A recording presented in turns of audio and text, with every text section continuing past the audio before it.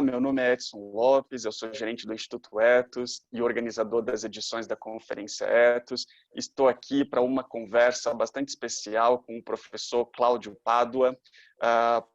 O professor Cláudio topou gentilmente participar dessa entrevista, além de já ter participado há algumas semanas na nossa Conferência Ethos. O professor Cláudio Pádua é administrador de empresas e biólogo, possui mestrado e doutorado pela Universidade da Flórida, em Gainesville, nos Estados Unidos, é professor aposentado do Departamento de Engenharia Florestal da Universidade de Brasília, atualmente exerce a função de professor da Escola Superior de Conservação Ambiental e Sustentabilidade do Instituto IP de Pesquisas Ecológicas. Em 2003, junto com sua esposa, Suzana Pádua, foi considerado pela revista Time Herói do Planeta por sua atuação na conservação da biodiversidade. Recebeu mais de 15 prêmios nacionais e internacionais, inclusive o Whitley Gold Award. E Cláudio também é sócio-diretor das empresas Biofílica Investimento e da Parquetur Participações e Concessões. Publicou 3 livros e mais de 40 trabalhos em revistas científicas e divulgação nacional e internacional. Cláudio, muito obrigado, seja bem-vindo aqui nesse nosso quadro de entrevistas também da Conferência Ethos. Eu que agradeço o gentil convite de vocês para participar do Congresso Ethos também, que foi uma delícia, e também agora para fazermos essa entrevista, que tenho certeza vai ser muito boa. Eu sou um fã do Instituto Ethos e, por consequência, estou muito feliz de estar aqui. Que ótimo, professor, muito obrigado. A gente faz, além da conferência, né, esse quadro para a gente ter mais chances de conversar, de entender melhor alguns temas e, sobretudo, porque conversando a gente consegue estimular uma coisa muito importante que é a imaginação, né?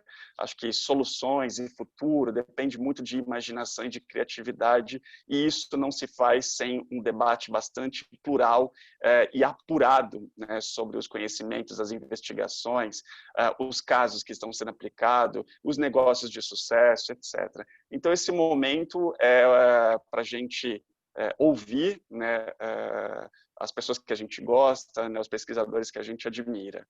Então, vamos lá. Espero que a gente tenha, de fato, um bom papo. Eu não sou um jornalista, então aqui todo mundo está improvisando um pouco na conversa. Professor, em agosto recente, a Fundação Zoológico de São Paulo anunciou o nascimento de 2 filhotes de mico-leão preto, né? A Fundação, em censo realizado em 2019, estimou a população da espécie em cativeiro em 61 indivíduos e cerca de 1.400 indivíduos na natureza hoje. Você estudou por muitos anos essa espécie endêmica do estado de São Paulo e criou também o programa de conservação do mico-leão preto, né?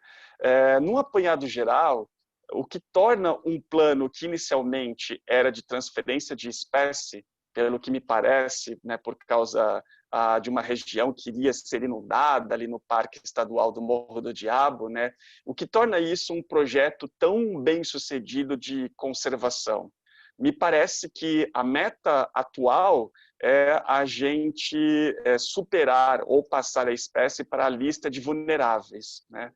Você dedicou ali muitos anos de pesquisa, não só você, mas acho que também você e sua mulher, né, dedicaram muitos anos de pesquisa, acho que trabalho e empenho de tempo familiar também nesse tipo de projeto. Como que você enxerga hoje, né, os números e essas conquistas em torno da espécie? Ótimo. Para mim é um prazer falar dos mico-leões pretos, que, na verdade, são também espécie símbolo do estado de São Paulo. Tem um decreto do governo anterior, tornando o mico-leão preto a espécie símbolo do estado de São Paulo.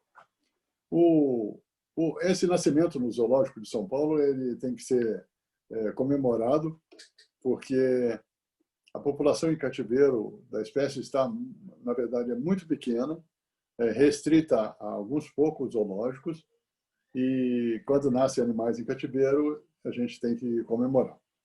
Não que isso seja algo que não era esperado, porque no programa de conservação do mico-leão preto, o cativeiro é uma espécie de apólice de seguro. A ênfase está muito mais na natureza do que no cativeiro. O cativeiro é uma apólice de seguro para que, se algo não for muito bem na natureza, temos de onde lançarmos mão de indivíduos para recomeçar ou para ampliar em algum lugar. O diferente, por exemplo, do que foi feito com o mico-leão dourado, que a ênfase foi posta muito em cativeiro para depois reintroduzir os animais na natureza. Essa história tem mais de 30 anos, a história do mico-leão preto, da conservação do mico-leão preto. É tema de muitos trabalhos, é tema de um livro da atual coordenadora do projeto, a pesquisadora Gabriela. Eu e minha mulher nos envolvemos no começo, fomos os criadores do projeto, e hoje já passou por ele uma quantidade grande de jovens pesquisadores, estudantes, nesses anos todos. Formou uma equipe inteira, acabou virando uma instituição, inclusive, que é o IP, o Instituto de Pesquisas Ecológicas. A Gabriela Cabral de Rezende é quem coordena hoje. Ela hoje está até lá no Parque Estadual do Morro do Diabo. Depois de 5 meses ausente, voltou para verificar, retomar o processo. O mico-leão preto, quando nós começamos, ele era considerado uma das 10 espécies mais ameaçadas do mundo pela União Internacional de Conservação da Natureza. Tinha uma lista dos 10 mais, e ele era um dos 10 mais. E hoje já baixou na categoria de espécies ameaçadas, mas ainda não chegou ao ponto de se tornar só vulnerável, que é onde a gente espera alcançar um tempo não muito longo. Nós trabalhamos um programa grande, a gente tem que se orgulhar disso, nós que trabalhamos com isso, mas também os brasileiros podem se orgulhar, porque é um programa de conservação de altíssima qualidade, de longo prazo. As coisas no Brasil de longo prazo são muito raras de acontecer e muito bem sucedido. Quando a gente começou, os cálculos eram de mais ou menos 100 indivíduos na natureza, e hoje, como você disse, tem 1.400 indivíduos na natureza. Uma parte porque as áreas foram mais bem protegidas, a população cresceu, uma parte porque se protegeram novas áreas por causa do programa, se criaram novas unidades de conservação, uma estação ecológica, e também porque se descobriram alguns fragmentos florestais em São Paulo, onde a espécie está. Somando isso tudo, acabou fazendo um número de indivíduos da natureza hoje razoável, de 1.400 indivíduos. Não é o que a gente deseja, mas é bem razoável, comparado ao que a gente tinha de 100 indivíduos quando a gente começou. Então, o nosso programa de educação ambiental foi um sucesso também. A população hoje está consciente, está envolvida no processo. O programa de reflorestamento para o mico-leão preto é um sucesso absoluto. E aí é muito importante esse programa de reflorestamento, porque a área onde ele está, onde tem mais floresta, que é o Parque Estadual do Morro do Diabo, é uma área grande, comparativamente falando, para a Mata Atlântica e para o estado de São Paulo, e no entorno dela tem uma porção de fragmentos florestais. E esses fragmentos têm populações de micos, mas elas não ajudam na conservação se a gente, com o tempo, não conseguir unir esses fragmentos com floresta. Então, está se fazendo um esforço grande de restauração de corredores de fauna para poder a fauna passar de um fragmento para o outro. Já plantamos mais de 3 milhões de árvores, uns 1.500 hectares de corredores. Toda a parte sul já está conectada no Pontal do Paranapanema e a parte norte está sendo executada neste momento. É um esforço que envolve fazendeiros, movimentos sem terra, a comunidade local, pesquisadores. Então, é um projeto para a gente se orgulhar dele e que vai levar o mico-leão preto a, se tudo correr bem, sair totalmente da lista de espécies ameaçadas de extinção, o que seria a primeira vez que isso acontece com alguma espécie.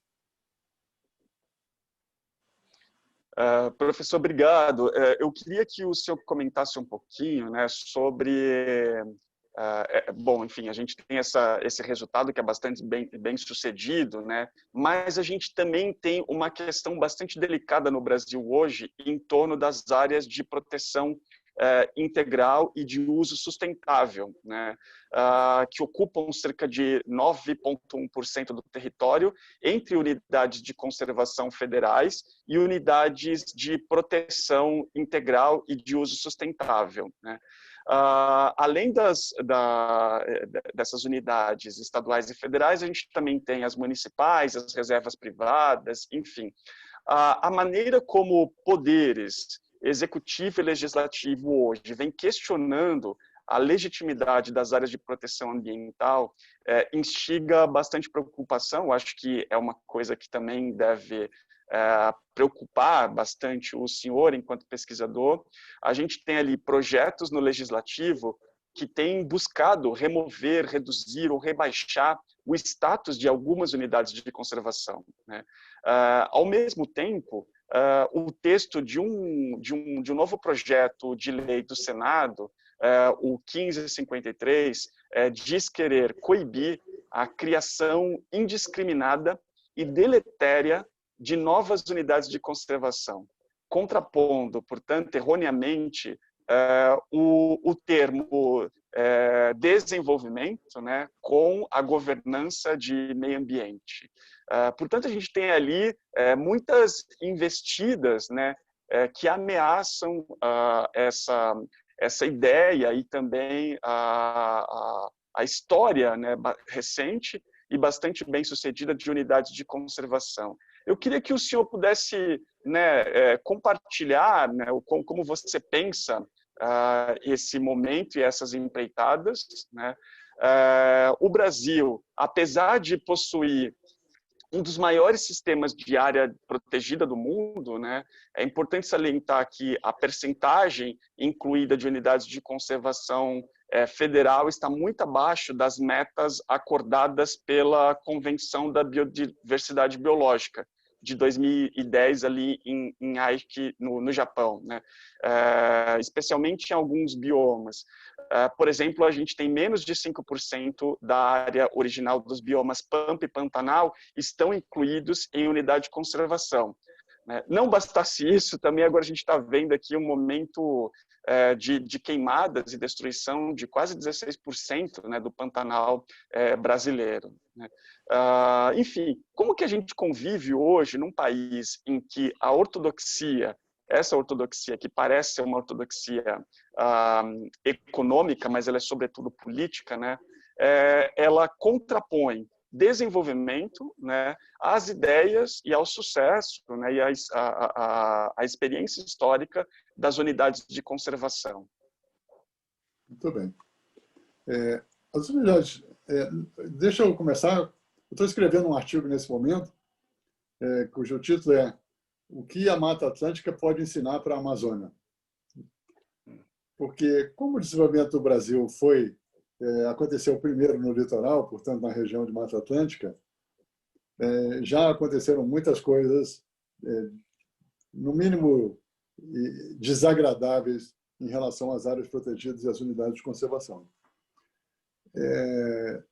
A Mata Atlântica, por exemplo, só no Pontal do Paranapanema, onde eu trabalhei, todo o Pontal era uma grande reserva.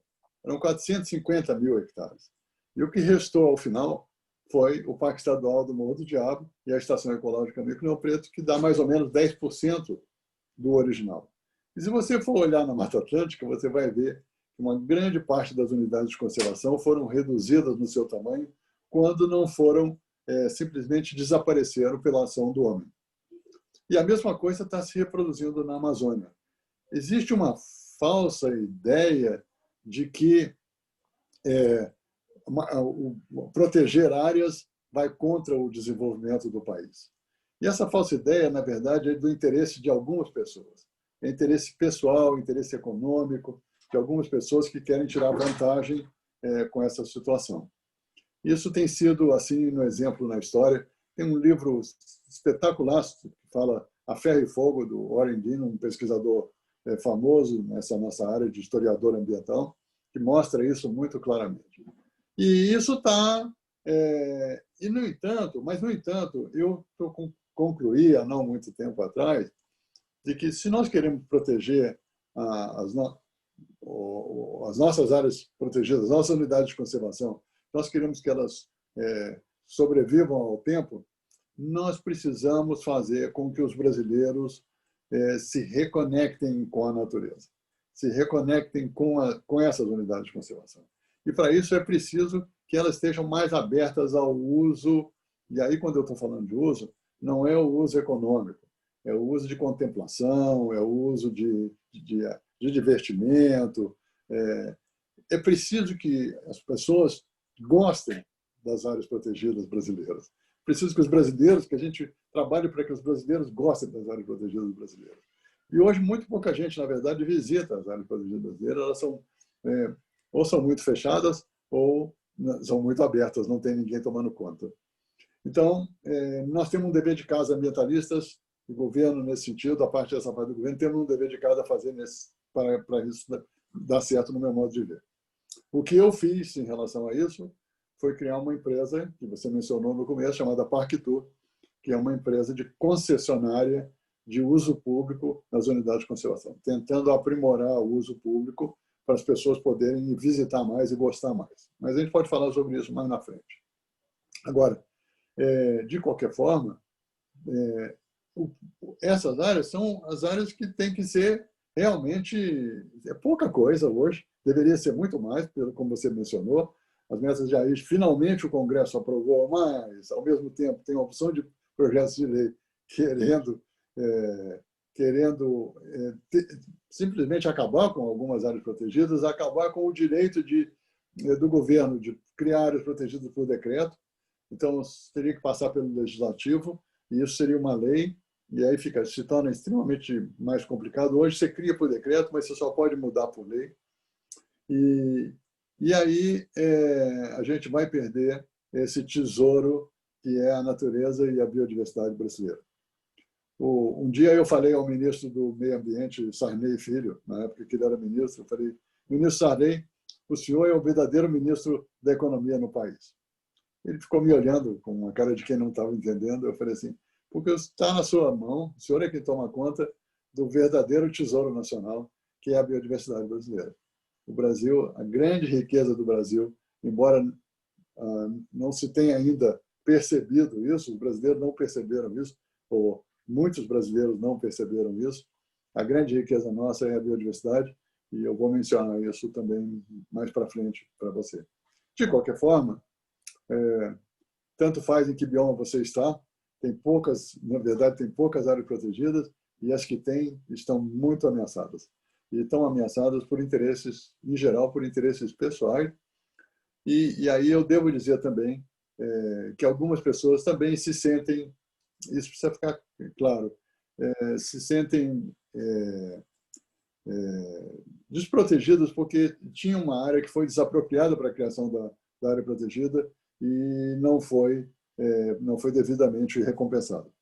Então, para isso precisa criar, e melhorou muito nos últimos tempos, mas nós precisamos aprimorar também os mecanismos de compensação para as pessoas que tiveram suas áreas desapropriadas para a criação de unidade de conservação. Isso é algo que pode ser feito, deve ser feito e está sendo feito. A outra possibilidade são as reservas privadas, e nós precisamos também trabalhar mecanismos econômicos que recompensem as pessoas para deixar a área protegida. Nos Estados Unidos, se você quiser deixar a sua propriedade protegida, você ganha um desconto no imposto de renda. Tem uma compensação no imposto de renda. Então, muita gente faz isso. No Brasil, isso é praticamente impossível, pelo menos por enquanto, pelo tamanho do Estado e pela fome que o Estado tem de impostos, que não quer abrir mão de nada, mesmo que seja para um bem comum da sociedade.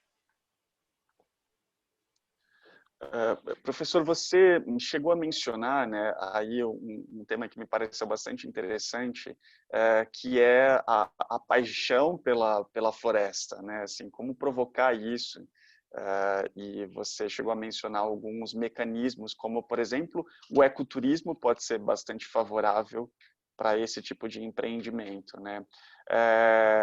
antes de começarmos essa entrevista, você também tinha se referido a um estudo de mestrado, né, que também traz uma certa comparação de uma prática desportiva, né, com esse envolvimento, né, com estar dentro de florestas, né? Como que você vê a nossa formação? Você acha que nós temos uma formação anversa a uma formação que valoriza a biodiversidade, valoriza a floresta em pé? Eu não podia dizer isso, mas o que eu vejo é que o mundo acadêmico, ele não está, em geral, não está muito preocupado com as coisas práticas da vida.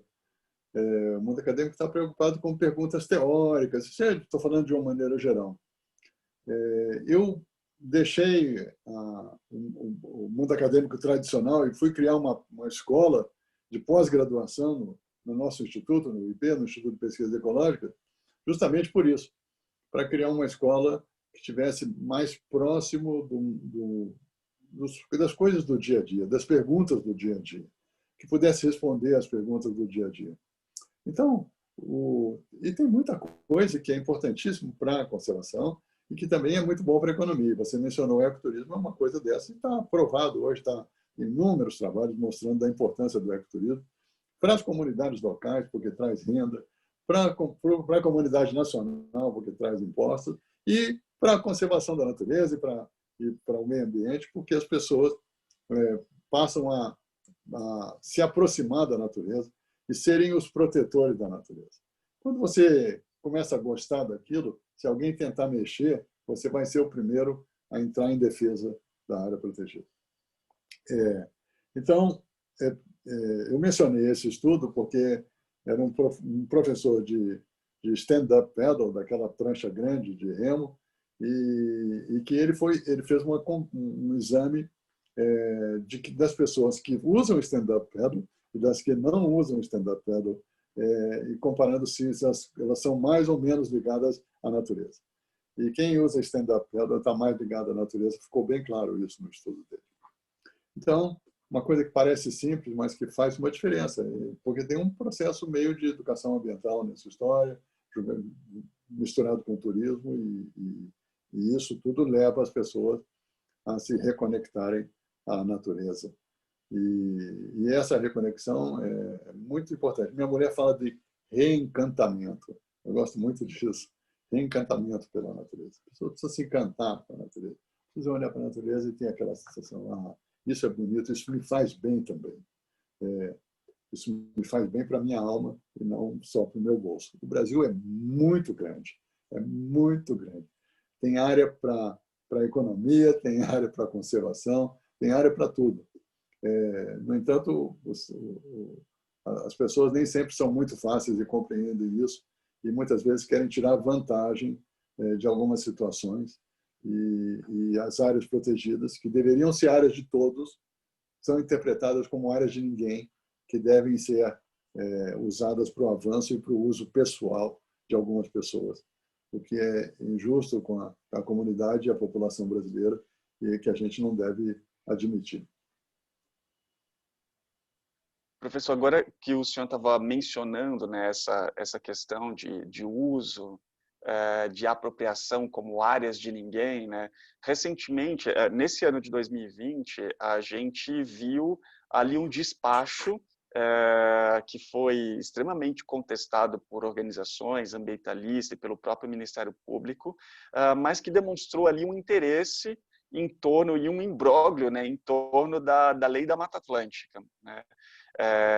E o imbróglio, sobretudo, para aquelas regiões que eram consideradas de transição, né?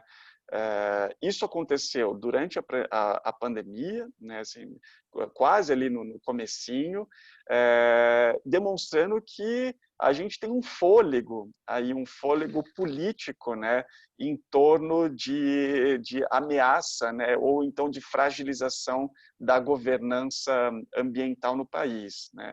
A Mata Atlântica, ela resiste, ela é um hotspot da biodiversidade do mundo, parece que ela se espalha hoje por 28% da área que cobria antes da invasão do colonizador europeu, né? Mas existem estudos que apontam que poderia chegar, por exemplo, a 33% em 2 décadas, só com a recuperação de áreas degradadas em margem de lagos, rios, nascentes, e só com o ajustamento de terras, né, de proprietários junto à legislação, né? Então, sairia de 28% a 33%. Né? E aí o senhor já chegou a mencionar, por exemplo, os corredores ecológicos, enfim, tem muita pesquisa em torno da demonstração de que é possível produzir, é possível ter uma grande agroindústria, né, e intensiva, sem desmatar, ou então até recuperando, né? Existem metodologias que comprovam isso, né? Mas o que torna tão difícil, né, apesar desses resultados científicos, eu acho que vocês mesmo, ali com o programa de pós-graduação, tinham mestrados, né? Acho que vocês mesmos devem ter produzido muitas pesquisas nesse sentido, né? Mas por que é tão difícil o diálogo, né, com o setor produtivo nessas regiões? O setor produtivo... Bom, existe no Brasil uma legislação que é muito especial, que é o Código Florestal Brasileiro. Ela já é muito antiga, ela é dos anos 30, do século passado.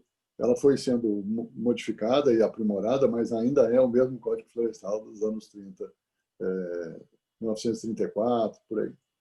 E esse Código Florestal era o que havia, para mim, é o que há de mais moderno na legislação mundial. Porque o que ele diz? Ele diz que um proprietário... Porque tem que entender que a terra tem um valor social e um valor ambiental também. Então, a terra não tem só o valor econômico.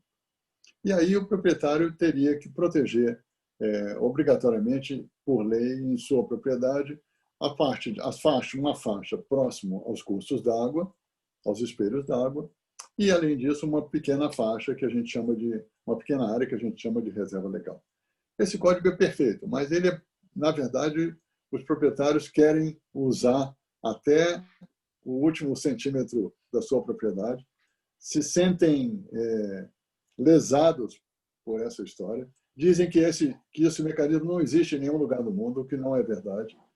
De forma diferenciada, ele existe em diversos lugares do mundo. Eu acho que ele pode ser aprimorado, que pode talvez recompensá-lo de alguma forma por estar criando essas áreas, principalmente de reserva legal, porque a área de previsão permanente é para a proteção da água, que é do interesse dele. A agricultura é baseada em água. Sem água não tem agricultura. É quase impossível, exceto para pouquíssimas espécies. Então, é preciso que o proprietário, que os produtores raciocinem dessa forma. É preciso que o código seja implementado, e é isso que você falou. Se o código for implementado de fato, nós pulamos alguns percentuais acima nas áreas protegidas brasileiras. E, além disso, restauração dá dinheiro também. E o novo Código Florestal permite o uso da reserva legal, permite o uso, você tem que ter aquela área, mas você pode usar algumas das espécies que estão ali dentro. Então, dá para ter um uso econômico da reserva legal e, portanto, eu não vejo... só não é o mesmo uso econômico que ele gostaria, mas é um uso econômico que é uma maneira de recompensar. Então, o Código Florestal é muito importante. Agora, eu preciso falar o seguinte. A gente precisa olhar para a paisagem como um todo, as paisagens. É preciso ter que o Brasil abandonou o planejamento de longo prazo há muito tempo. Não se faz planejamento de longo prazo no nosso país. E é preciso que haja um planejamento da paisagem. Então, não adianta você pegar e ter algumas áreas protegidas públicas, as áreas de produção e as áreas do Código Florestal separadas umas das outras. Elas precisam se compor numa paisagem sustentável. E isso, se você vai fazer restauração, não é difícil, nós estamos fazendo isso. A gente chama isso de mapa dos sonhos no Pontal do Paranapanema. Nós temos um mapa desenhado, nós apresentamos ao governo, ao Ministério Público, houve um acordo de que aquele mapa vai ser, a gente vai buscar a realização daquele mapa para a região, e isso significa que nós podemos ter, numa mesma paisagem, harmonicamente, a produção e a conservação, e envolvendo tanto pequenos proprietários quanto grandes proprietários. Então, por exemplo, tem uma fazenda de 10 mil hectares que faz parte do processo de construção dos corredores no Pontal do Paranapanema. Ao mesmo tempo, tem milhares de sem-terras organizados em pequenas associações, criando associações de produção de mudas de nativas para a restauração florestal. Então, aumentando a economia dessas comunidades. Então, se você trabalhar o lado social, econômico e ambiental, se você discutir com a comunidade o que ela espera para o futuro daquela região, se você trabalhar o Código Florestal, que é um facilitador, porque é uma legislação muito apropriada, dá para fazer uma paisagem sustentável. E essa paisagem sustentável é o que nós devíamos estar buscando para pelo menos toda a Mata Atlântica, para todos os biomas brasileiros, mas a Mata Atlântica por causa de restauração. Na Amazônia, por exemplo, o que eu digo é que tem que ser o contrário, porque o Código Florestal permite um pouco de desmatamento, 20% na Amazônia, nos estados que não têm zoneamento econômico e nos que têm 50%. Então, o que a gente já devia ter era um mapa dos sonhos para a Amazônia como um todo, olhando para propriedade por propriedade. E com este mapa, você é capaz de delimitar onde é que você sugere ao proprietário se ele vai cortar a floresta para fazer plantio, e se ele é realmente proprietário, está cadastrado no Código Florestal, pelo Código Florestal, no Cadastro Ambiental Rural, então ele vai desmatar para produzir, mas vai desmatar compondo uma paisagem sustentável. Diferente do que foi feito na Mata Atlântica, que foi feito de qualquer maneira. Mas hoje, sabedores disso, que são preceitos de uma ciência chamada Biologia da Conservação e Ecologia de Paisagem, a gente pode construir uma paisagem sustentável com base só no Código Florestal e algumas áreas protegidas. Isso seria um exemplo espetacular do nosso país para com todo o mundo. Agora,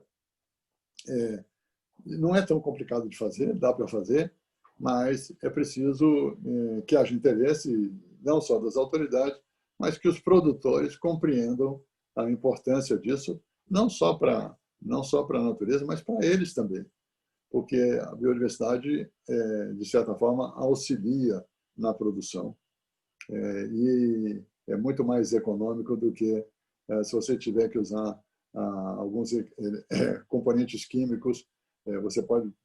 Ela ajuda, se você tiver barreiras de biodiversidade, você pode evitar que pragas passem de um lado para o outro, de uma pastagem para outra.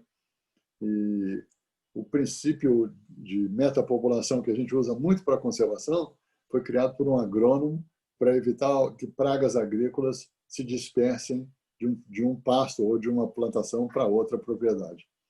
Então, tem muitas razões para nós fazermos paisagens sustentáveis. O que é complicado é que o ser humano nem sempre é racional, vamos falar assim. Muitas vezes ele pensa mais no dinheiro do que nele, no futuro dele, na família dele e na família de todos os outros seres vivos. Então, eu não acho que a gente tem que ser inocente e achar que não vai ser alguma coisa nesse rumo, mas uma melhor composição, uma busca de uma paisagem sustentável para um país melhor, eu acho que é bom para todo mundo. Professor, mas certamente uma paisagem sustentável também pode coincidir com ganhos econômicos bastante relevantes, né? Com empreendedorismo, né? Com certeza, não.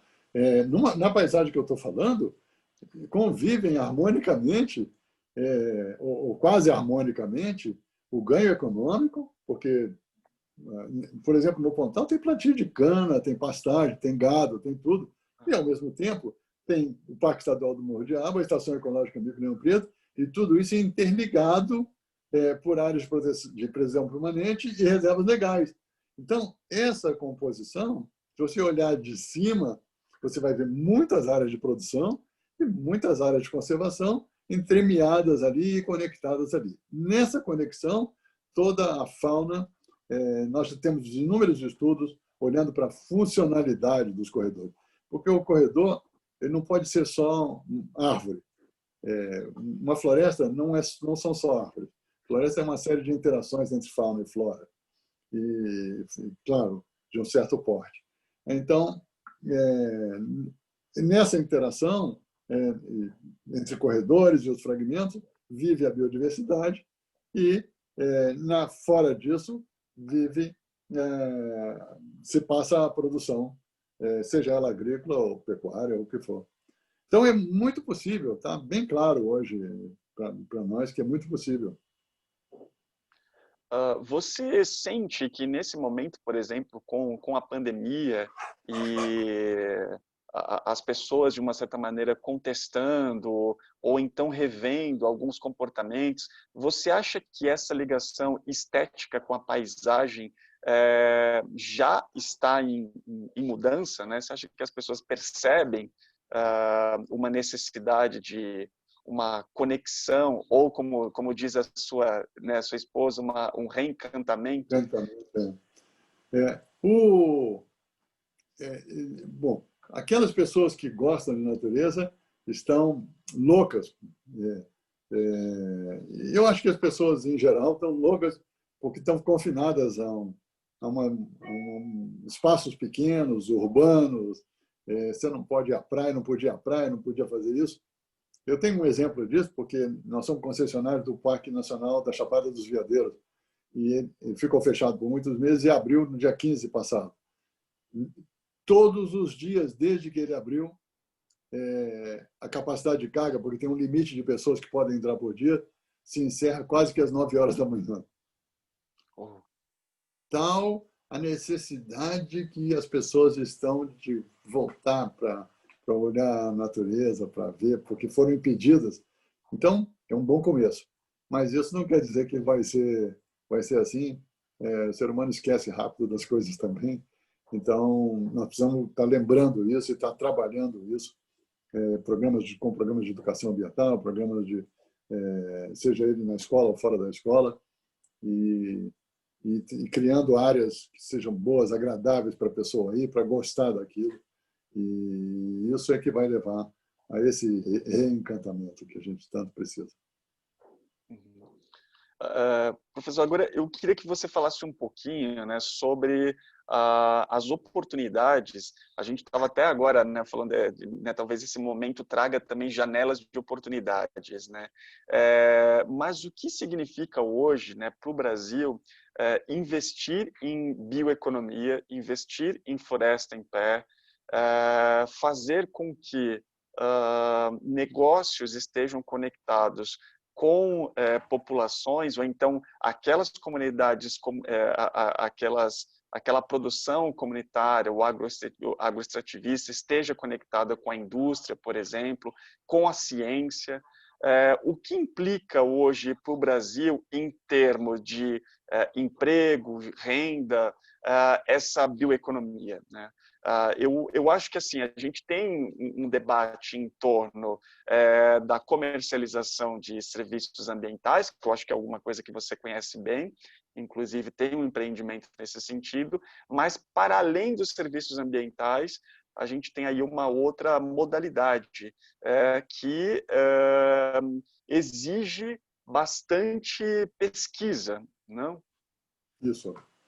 Vou começar falando o seguinte: se você olhar para as 10 empresas maiores do mundo em valor de mercado hoje, Bloomberg ou qualquer uma dessas listas de empresas, você vai ver que 90% delas quase que independem de recurso natural. Elas são empresas da era do conhecimento, são empresas da economia 4.0, são empresas de um novo mundo que envolve muito mais o conhecimento do que o uso de um produto. Então, a gente tem que começar por aí. Nós estamos ainda, no Brasil, tentando investir na economia que vigorou no século XIX. que é a economia de commodities agrícolas e minerais. Não estou dizendo que a gente não deva fazer isso. Eu estou dizendo que ficar preso a isso é ficar preso ao passado, a um passado que não vai nos levar para um futuro brilhante. E, então, a pergunta é, como é que a gente sai desse processo? Como é que resolve isso? E aí, você tem que olhar, se você olhar, vamos olhar no Brasil mesmo, 3 exemplos de áreas absolutamente pujantes da economia brasileira. O Brasil produz avião. O Brasil não produz automóvel, não tem indústria nacional de automóvel, mas tem uma indústria nacional de avião, a Embraer. De onde vem a Embraer? De onde surgiu a Embraer? Então, se você for examinar, você vai ver que ela é a combinação de 2 coisas. A combinação de um grupo de empreendedores comandados por um coronel da aeronáutica chamado Osiris Silva, que queria ter uma indústria aeronáutica no Brasil, e uma bela escola de engenharia, talvez a melhor do Brasil, que é o Instituto Tecnológico de Aeronáutica, o ITA de São José dos Campos. A combinação do conhecimento do ITA e de empreendedores coordenados pelo coronel Osiris Silva levou o Brasil a ter uma indústria aeronáutica pujante, segunda ou terceira maior do mundo. Ok, papel e celulose. O Brasil é o maior produtor de celulose do mundo. De onde vem a celulose do Brasil? Por que o Brasil é um produtor? É claro, houve um pouco de incentivo econômico nos anos 70, mas não é de daí. Vem de depois da guerra, os donos da Suzano, a empresa de papel Suzano, estavam preocupados porque eles iam ter que importar papel. O papel não era feito de fibra de eucalipto, o papel era feito de fibra de pinheiro, portanto, só dos países do norte eram produtores de papel. O Brasil não produzia papel praticamente. E os donos da Suzano, o dono da Suzano, o velho, o sênior, que já morreu, olhou para os eucaliptos do Brasil, para os outros florestais de São Paulo, que foram criados, na verdade, pelas ferrovias, foram criados para a manutenção das ferrovias, e falou, se eu conseguir produzir papel a partir de eucalipto, eu vou me dar bem. Mandou o filho dele, que tem nome de túnel em São Paulo, Max Pfeffer, e mandou o filho dele para a Universidade da Flórida, onde eu estudei, por isso eu sei dessa história. E lá ele coordenou e financiou um grupo de pesquisa para tirar celulose do eucalipto. E voltou alguns anos depois para o Brasil com a celulose de eucalipto, que virou uma revolução no Brasil. Claro que isso, as universidades brasileiras se encamparam disso. As boas universidades de agronomia de Florença criaram seus institutos de pesquisa, e isso gerou a combinação entre o empreendedor, os empreendedores e o conhecimento. E gerou uma indústria de celulose poderosíssima. Vou te dar um terceiro exemplo. Agronegócio brasileiro, que todo mundo fala. O agronegócio bombando, o agronegócio é a única coisa no Brasil que nos dá moeda forte, que é fabuloso, que é extraordinário. De onde é que vem o agronegócio brasileiro? Vem naturalmente dos fazendeiros, que o Brasil já tinha muitos fazendeiros, mas os fazendeiros que, em geral, eram fazendeiros do século XIX. Mas eram já empreendedores, mas pensavam como no século XIX.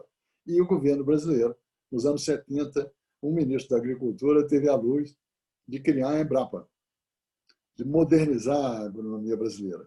E pegou e mandou, contratou um empréstimo no Banco Mundial e mandou muitas mil jovens brasileiros para estudarem no exterior.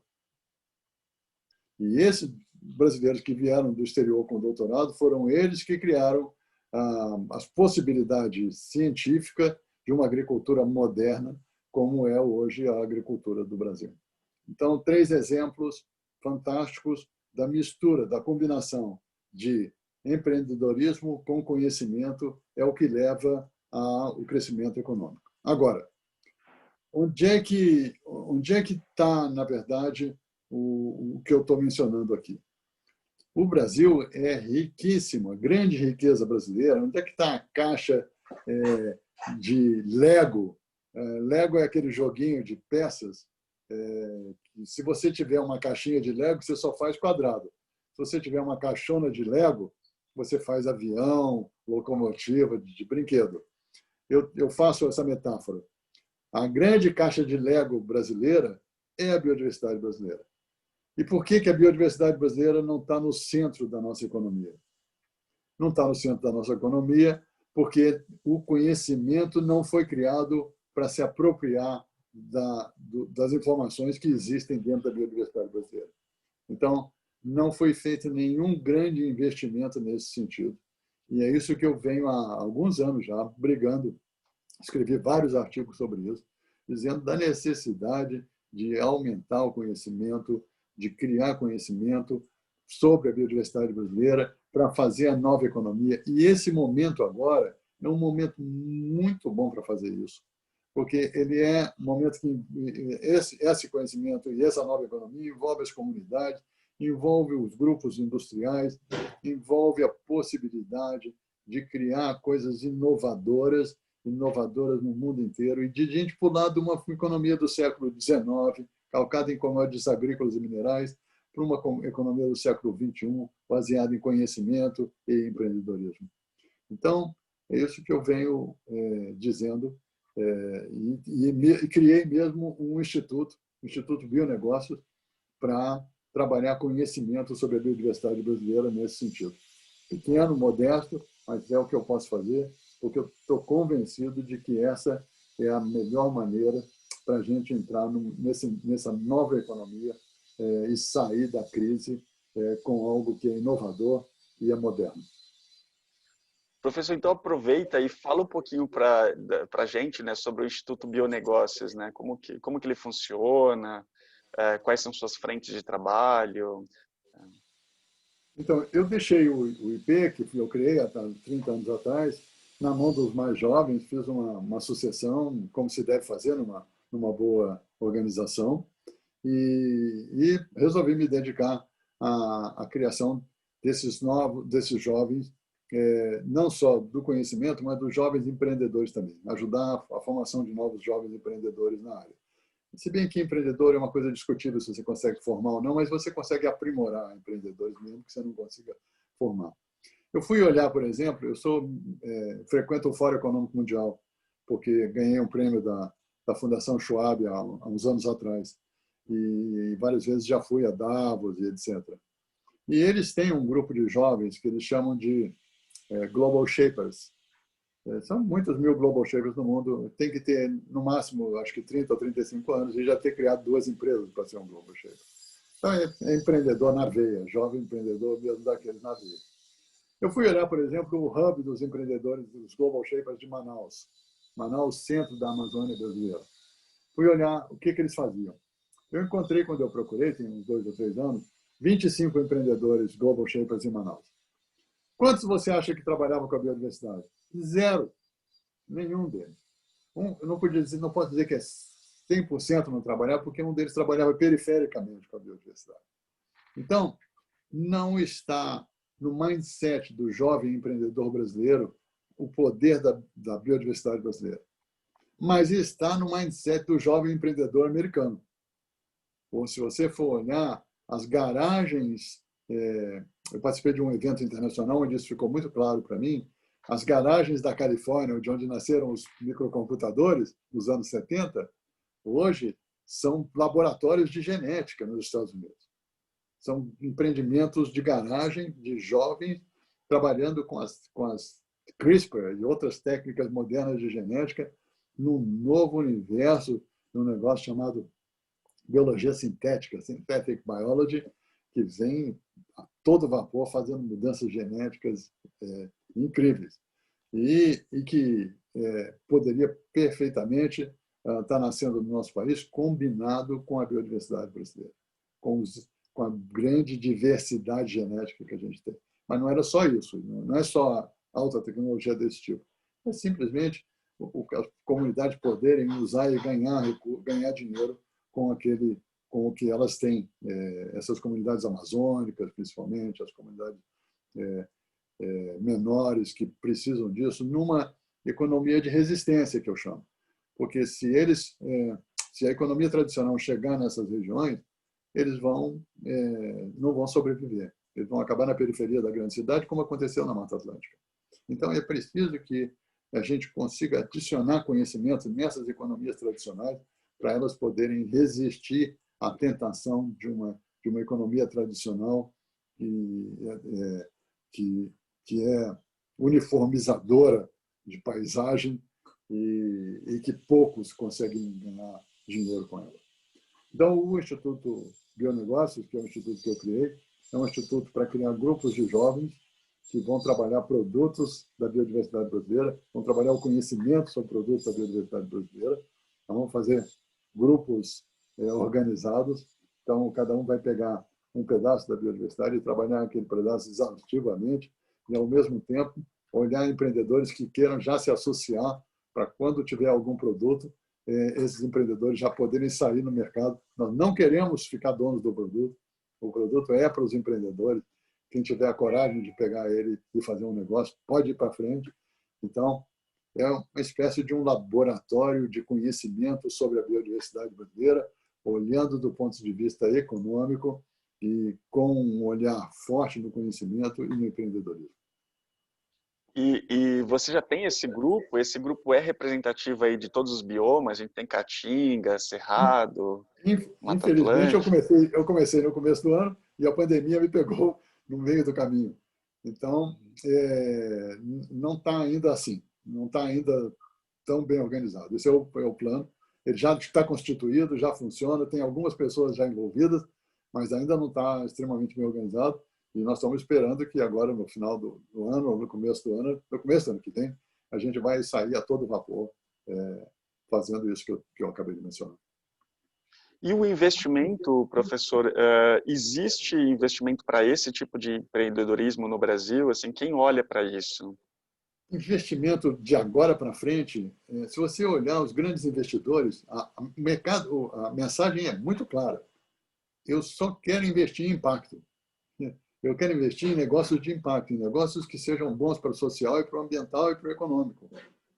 O BlackRock, o maior fundo de investimento, deu um recado claro esse ano. No E não é começo do só ano, ele. né? E não é só ele. Os 3 bancos, os maiores bancos brasileiros, acabaram de dar um recado também. Acabaram de criar um comitê amazônico para os 3 grandes bancos. Então, eu quando saí da Rio +20, a conferência do Rio +20, que foi no Rio de Janeiro, portanto, em 2012, são as conferências da ONU sobre o meio ambiente. As conferências da ONU têm um complicador enorme para uma tomada de decisão, porque a tomada de decisão na ONU ela tem que ser. Eu participei muito da Eco 92, então eu vi isso de perto. Ela tem que ser por consenso. Agora, você querer fazer consenso com o ser humano em 180 países, em 200 países, é impossível. Não tem consenso. O documento vai ficar, para chegar a ter um consenso, o documento vai ficar tão fraco que não quer dizer nada. As palavras vão ser todas muito soft, assim, muito, se possível, quando for. Então, as coisas não avançam, no meu modo de ver.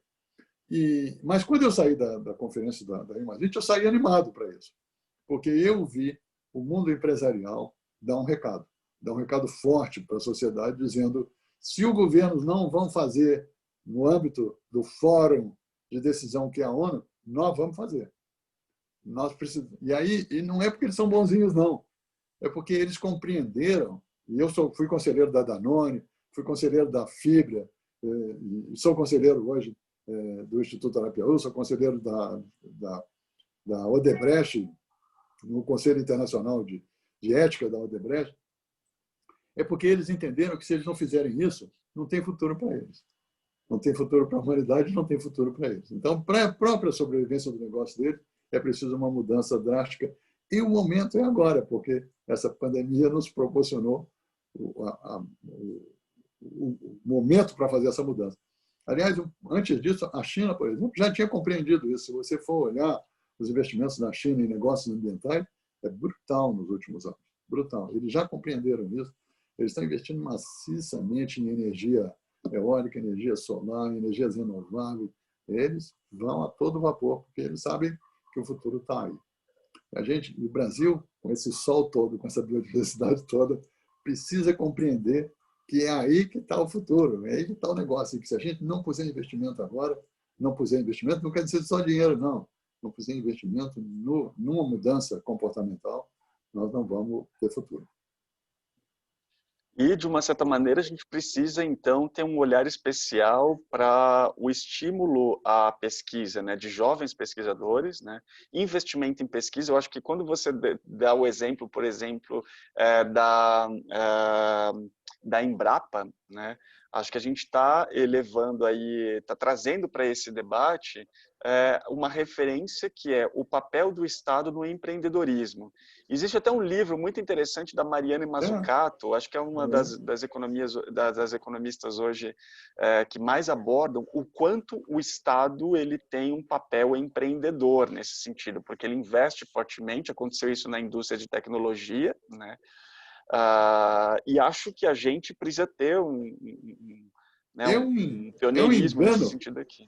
É um engano achar que o Estado não tem papel nisso, que o papel está todo no mundo do privado. No mundo privado. Não é verdade.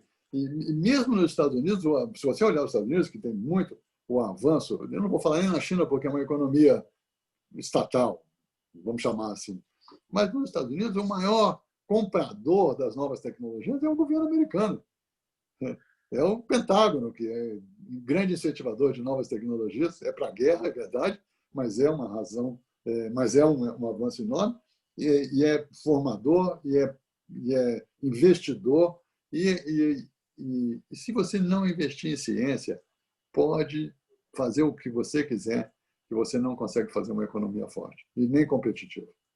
Então, educação e ciência estão no cerne, na base de uma economia forte e competitiva e de uma economia moderna. Mas parece que a gente não consegue compreender isso no Brasil, o que me deixa muito frustrado. Eu vou fazendo uma parte que eu posso, mas me frustra muito isso.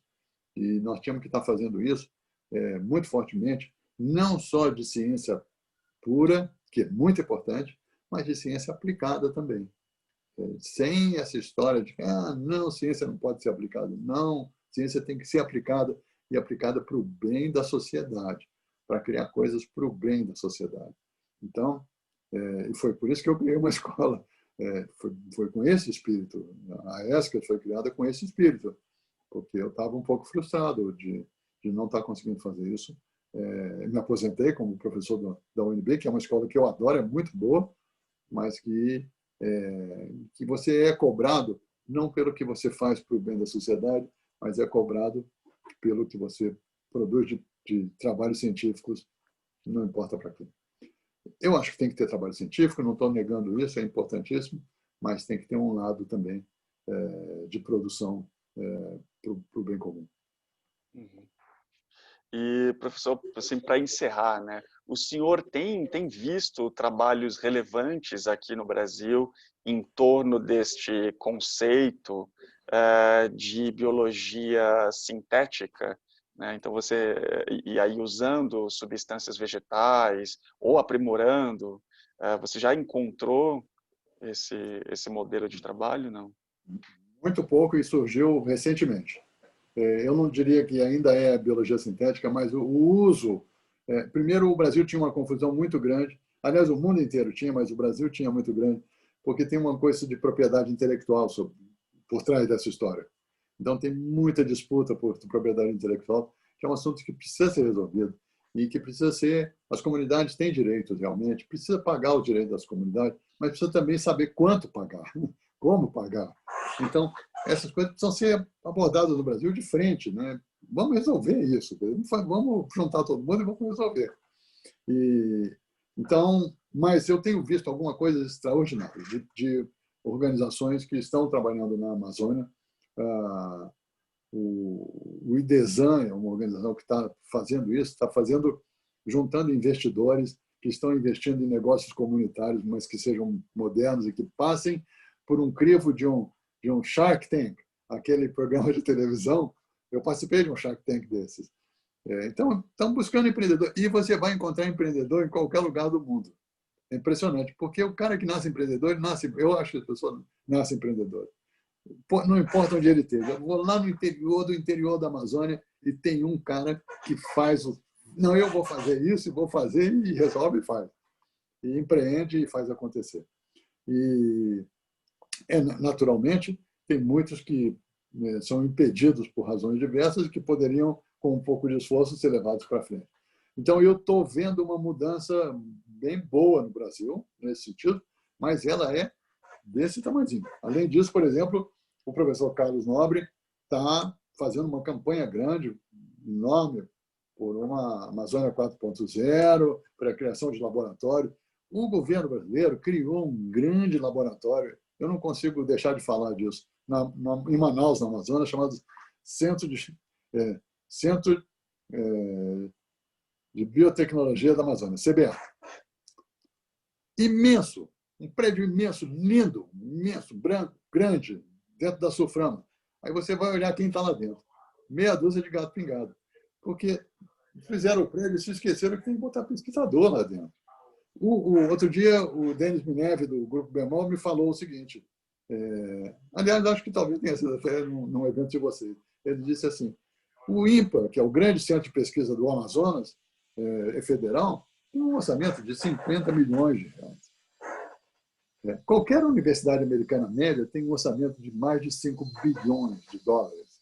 Então, vamos dizer que o Brasil não tem uma economia e dinheiro para isso tudo, mas também não tem prioridade. Se a gente não puser prioridade, nós não vamos sair de onde...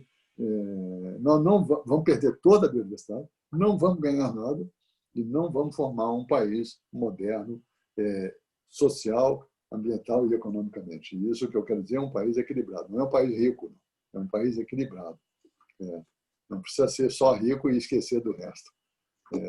Então, eu acho que nós temos uma chance enorme e eu estou pondo uma fé e um esforço e uma energia grande para ver isso acontecer. E aí tem campos enormes na química fina, na cosmética, na medicina, modernamente, na alimentação. Tem um universo econômico imenso para ser explorado, simplesmente sem muito esforço. O Carlos Nobre adora falar do açaí, porque 2 jovens pegaram o açaí, levaram para o exterior e virou um negócio de 2 bilhões de dólares. Uma economia de 2 bilhões de dólares. Um produto simples da Amazônia, simplesmente porque foi tratado de maneira moderna e bem feita.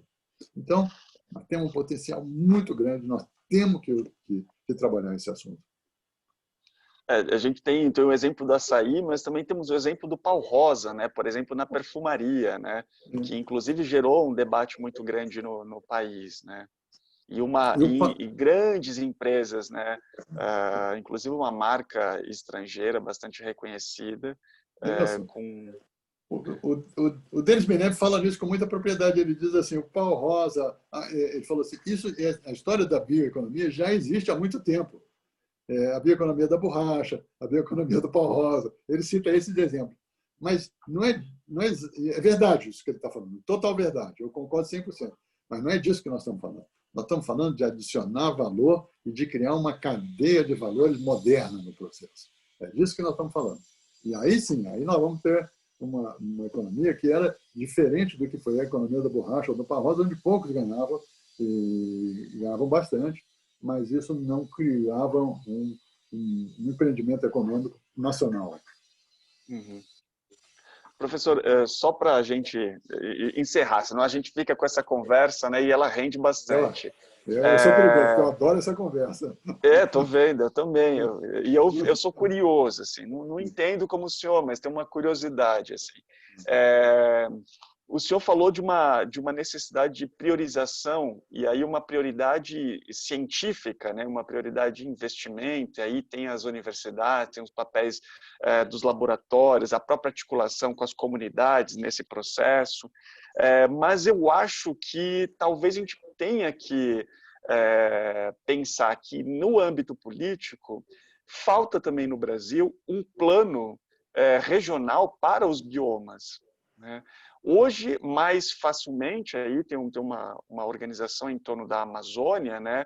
Mas eu acho que a gente não tem um plano regional para cerrado, a gente não tem um plano regional para semiárido, né? E nesse caminho dessa valorização de uma cadeia, né, sofisticada, de base científica, de grande valor associado, precisa desse tipo de arranjo.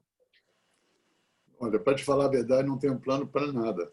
O Brasil não tem plano. Não, é verdade. Pensa bem que você vai ver que não tem. Não tem plano de médio e longo prazo para nada. Eu não consigo saber. Os governos, o governo Juscelino tinha um plano de metas, que você conseguia acompanhar um plano de metas. Os governos, mesmo os governos militares da Revolução, tinham um plano plurianual de não sei o quê. Depois disso, não tem mais plano no Brasil. Vai indo, vai empurrando com a barriga, vamos dizer assim. Então, nós precisamos de um plano nacional, precisamos de um plano para os biomas brasileiros, regionais. Nós precisamos olhar as vocações e planejar de curto, médio e longo prazo. E saber onde é que vai botar os recursos, onde é que deve investir e onde é que nós vamos colher.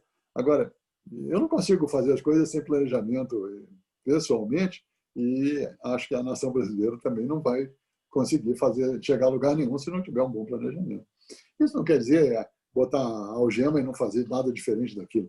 Tem um rumo. Qualquer empresa tem isso. Né? Tem rumo, tem visão, tem missão. Você sabe onde você quer chegar. Mas o governo brasileiro e alguns outros governos no mundo não têm, porque não é interessante ter isso. Porque isso permite acompanhamento por parte da comunidade, isso permite cobrança, isso faz você ter que seguir aquele rumo, mesmo que a situação política não esteja favorável. Então, não há um interesse, no meu modo de ver, não há um interesse grande nesse sentido, e acho que você tem toda a razão. Sem isso, fica muito difícil de fazer as coisas acontecerem. Professor, esse papo foi muito bacana. A gente Me adorei. continuaria. Me adorei. Eu gostei muito. Obrigado por topar esse convite, por conversar com a gente mais uma vez. Vamos ficar em contato. Acho que a gente tem muitos projetos, né, acontecendo. Bora. Depois, também queria... Acho que vale a pena, mais tarde, né, a gente conversar sobre a evolução, né, desse programa que reúne, né, jovens, empreendedores, etc. Acho que a gente Faltaram pode duas coisas que nós sobre... vamos ter que deixar para um outro momento. Uma é essa, e outra são as empresas que eu sou sócio, mas isso fica para uma outra ocasião. Pronto, falamos. Bom, obrigado novamente. Para quem gostou desse papo, né, que a gente teve agora, aproveita, dá um like aqui no nosso vídeo, deixa seus comentários e acompanhe a nossa programação da Conferência Ethos todas as quintas-feiras. E esse quadro novo, que é um quadro de entrevistas, a gente pretende trazer novidades aí com bastante frequência. Muito obrigado e nos vemos em breve. Obrigado a vocês e, como sempre, eu sou um fã do Ethos e espero que tenha um futuro longo e muito brilhante. Obrigado, professor. Até mais.